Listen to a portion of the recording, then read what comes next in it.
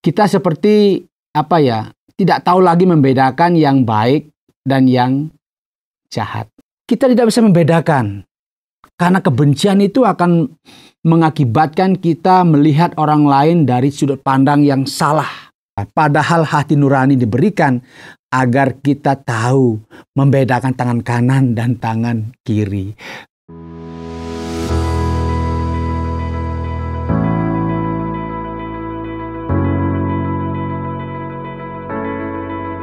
Pernahkah Anda tanpa tahu sebab, tidak tahu apa yang terjadi, tiba-tiba seseorang yang biasanya menyapa saudara, biasanya memanggil saudara, tiba-tiba dia menjadi diam. Atau dengan kata lain, Anda sepertinya tidak disukai atau dibenci tanpa sebab. Mungkin saudara akan bertanya, "Loh, salah saya apa? Kenapa dia kok sepertinya beda hari ini?" Ya, kadang-kadang terjadi demikian. Oleh karena kadang-kadang dalam kehidupan ini, orang tanpa sebab, tanpa alasan tidak suka sama kita. Mungkin kita bertanya, apa sebabnya? Ya karena kadang-kadang orang mendengarkan dari orang lain tentang kita tanpa recheck, ya, tanpa tanya kepada kita, tiba-tiba dia membenci kita. Tapi bukan itu yang saya maksud pada program ini. Yang saya maksud adalah kebencian yang kita taburkan itu akan membungkam hati nurani kita. Kita seperti tidak tahu lagi membedakan yang baik dan yang jahat. Kita tahu bahwa membenci itu kurang baik, bahkan tidak dikehendaki oleh Tuhan yang menciptakan kehidupan kita. Tetapi kenapa kita suka membenci orang lain? Karena pada dasarnya ketika kita membenci, itu banyak hal yang terjadi di tengah-tengah kehidupan kita.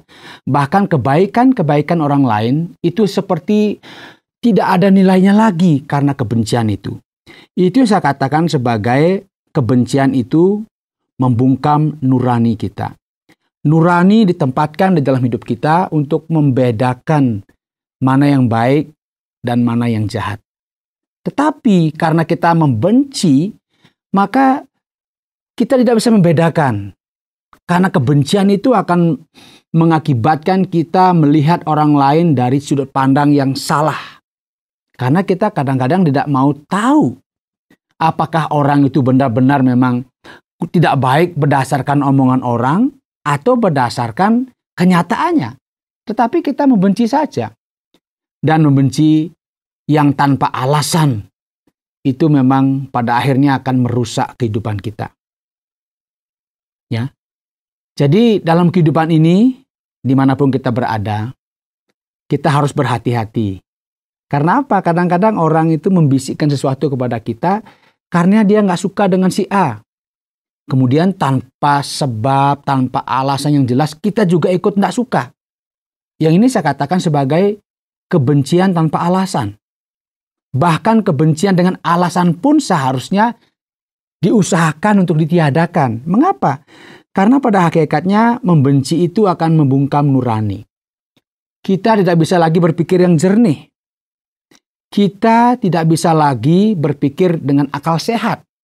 Bahkan kalau saudara membaca di media sosial, kita melihat ya ketika orang tidak suka dengan si A begitu ya. Waduh, dia buat bagus pun dia selalu ada yang salah ya. Selalu ada yang salah, selalu ada cacatnya, selalu ada celahnya. Kenapa? Nggak suka. Dan benar juga, ada satu kalimat yang mungkin saudara ingat, bahwa kasih itu menutupi pelanggaran. Artinya ketika kita punya kasih, punya cinta kasih, ketika orang berbuat salah pun kita bisa tidak melihatnya. Karena apa? Ada cinta kasih. Tetapi ketika ada kebencian, maka pada saat itu sekalipun orang itu berbuat yang baik dan selalu melakukan hal-hal yang positif, tetapi di mata pembenci semuanya menjadi negatif, bahkan banyak cacat dan celahnya. Itu yang saya katakan sebagai kebencian itu membungkam nurani kita. Kita nggak memiliki lagi akal yang sehat. Prestasi-prestasi orang yang kita benci, kita anggap tidak ada. Bahkan kita bilang, prestasi apa? Karena kita membencinya. Karena itu ingat, Ayo, kita sadar diri, apakah saat ini saya sedang membenci orang lain?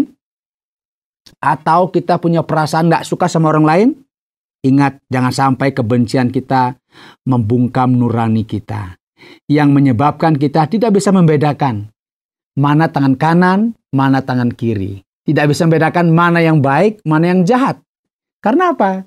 Nurani kita sudah dibungkam dengan kebencian kita yang melebihi kadang-kadang kenormalannya. Sehingga kita yang biasa menggunakan media sosial bisa kita tahu. Komentar-komentar orang yang membenci itu pasti kita lihat selalu ada yang salah untuk orang yang dibencinya. Karena itu kalau kita selalu menyalahkan orang lain, kita selalu nggak puas dengan orang lain, jangan-jangan ada kebencian di tengah hidup kita. Jangan-jangan kita lagi nggak suka. Coba seandainya saudara suka dengan seseorang, saudara akan selalu melihat sesuatu yang baik dalam hidupnya.